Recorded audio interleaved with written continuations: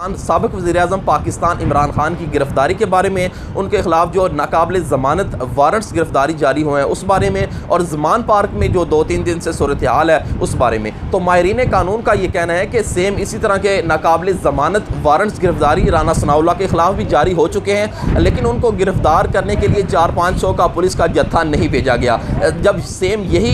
नाकाबिल ज़मानत वारंट्स गिरफ्तारी इमरान खान के खिलाफ जारी हुए हैं तो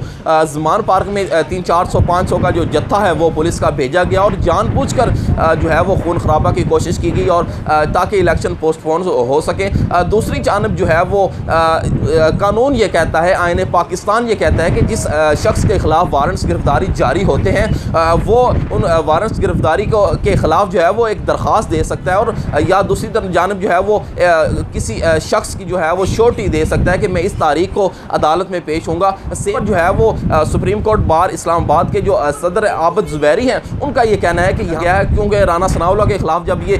वारंट्स गिरफ्तारी जारी हुए हैं तो वहाँ पर पुलिस नहीं गई, वहाँ पर पुलिस की इतनी भारी नफरी नहीं भेजी गई, जबकि इमरान खान के बारे में, इमरान खान के खिलाफ जब वही वारंट्स गिरफ्तारी जारी हुए हैं तो वहाँ पर इतनी भारी नफरी भेज कर जो है वो एक खून खराबा की कोशिश की गई है, जो कि PTI कारकुनान और यहाँ से पुलिस की तरफ से जो एक दूसरे पर पथराव और आंसू गैस शेलिंग की गई है,